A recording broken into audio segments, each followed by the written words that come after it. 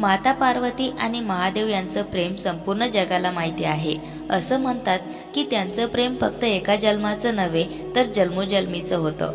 अशा अनेक पौराणिक कथा देखील ऐकल्या जातात जिथे स्वतः देवी देवतांनी भोलेनाथ यांचे प्रेम वर्णन अनोख्या पद्धतीने केलं आहे। कदाचित याच कारणास्तव महादेवाने अर्धनारीश्वर स्वरूप धारण केले आणि माता पार्वती त्यांच्यात विलीन। पार्वती आणि महादेव यांच्या प्रेमाविषयी आणि त्यांच्या लग्नाची एक रंजक कथा जाणून घेऊया। महादेवांना मिळवण्याचा माता पार्वतीचा कठोर संकल्प। माता पार्वतीने भगवान शिवाला आपला पती मानले होते। तिचा निर्धार होता की तिचे लग्न झाले तर ते भोलेनाथ यांच्या सोबतच होईल।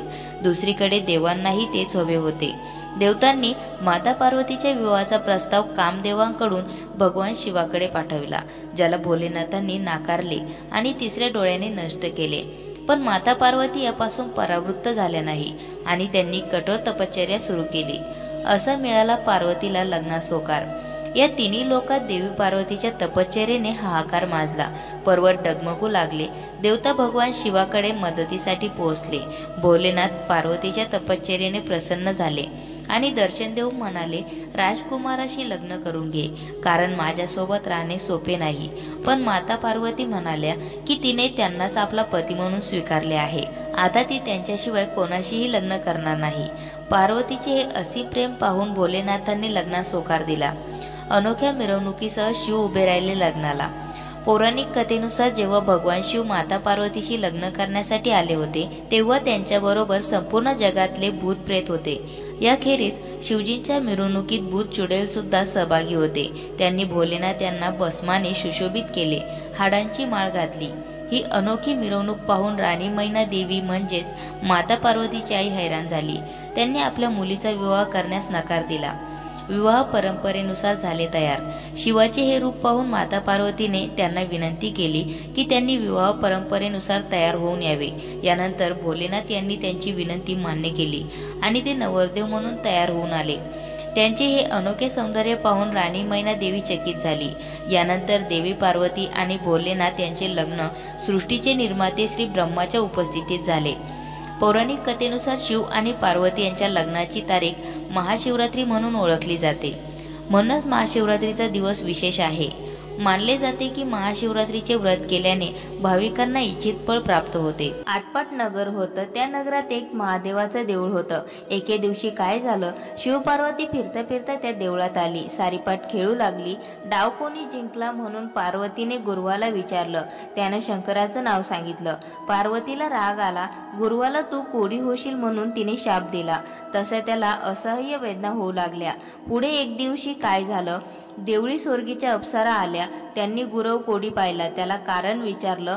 गुरुवानं गिरजेचा शाप सांगितला। त्या म्हणाल्या, भिवू नको, घाबरू नको, तू 16 सोमवाराचं व्रत कर, म्हणजे तुझं कोड जाईल।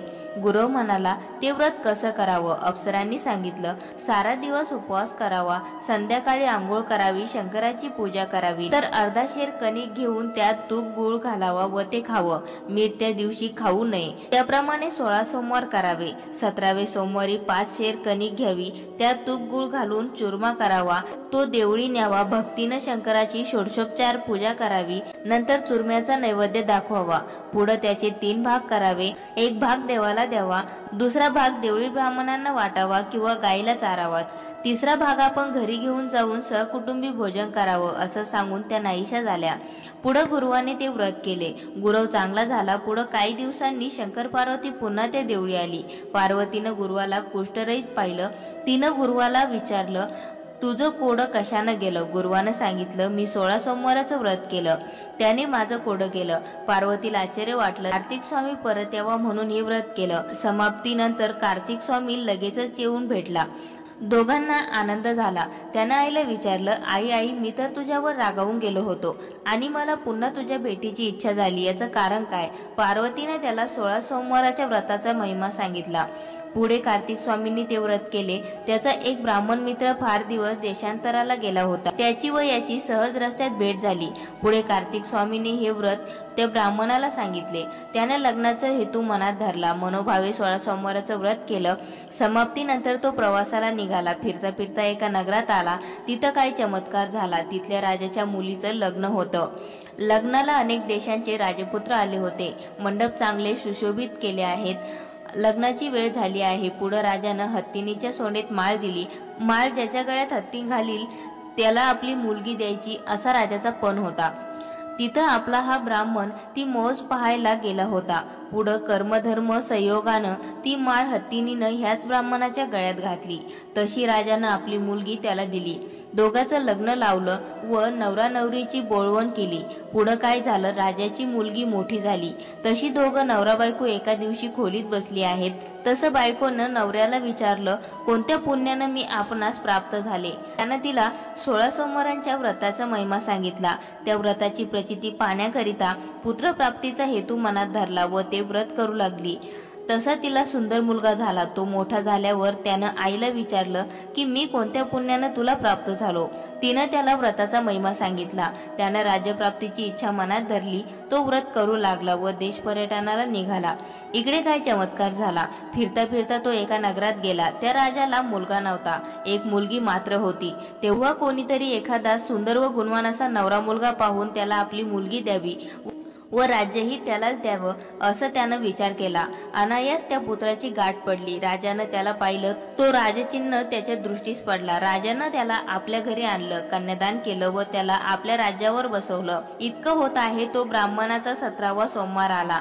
ब्राह्मण पुत्र देवळी गेला। घरी बायकोला निरोप पाठविला की 5 शेर कणकीचा चुरमा पाठवून दे।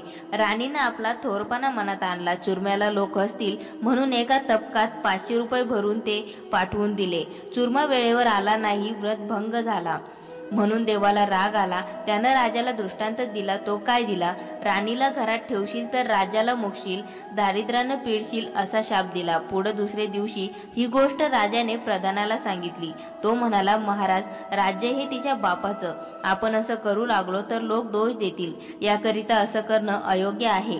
राजा म्हणाला, ईश्वराचा दृष्टांत अमान्य करणं हेही अयोग्य आहे। मग उपायतांनी विचार केला। तिला नगरातून हाकून लावलं। पुढे ती दिन झाली, रस्त्यानं जाऊ लागली। जाता जाता एका नगरात गेली। तिथं एका म्हातारीच्या घरी उतरली। तिनं तिला ठेवून घेतलं, खाऊ पिऊ घातलं। पुढं काय झालं, एके दिवशी म्हातारीनं तिला चिवटं विकायला पाठवलं। दैवाची गती विचित्र आहे। बाजारात ती चालली होती, मोठा वारा आला, सर्व चिवटं उडून गेली। तिनं घरी येऊन म्हातारीला सांगितलं। तिनं तिला घरातून हाकलून लावलं। तिथून निघाली तो एका तेलाच्या घरी गेली। तिथे तेलाच्या घागरी भरल्या होत्या। त्यांच्यावर तिची नजर गेली। तसं त्यातलं सगळं तेल नाहीसं झालं म्हणून तेलानं तिला हाकलून लावलं। पुढं तिथून निघाली, वाटेनं जाऊ लागली।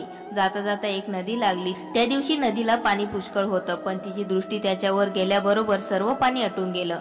पुढे जाता जाता एक सुंदर तळ लागलं। त्याच्यावर तिची दृष्टी गेली तसे पाण्यात किडे पडले, पाणी नासून गेलं। रोजच्या सारखे तळ्यावर गुराखे आले, नासकं पाणी पाहून मागं परतले।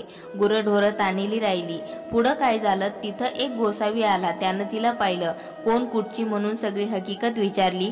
तिनं सगळी हकीकत सांगितली। गोसाव्यानं तिला धर्मकन्या मानलं व आपल्या घरी घेऊन गेला।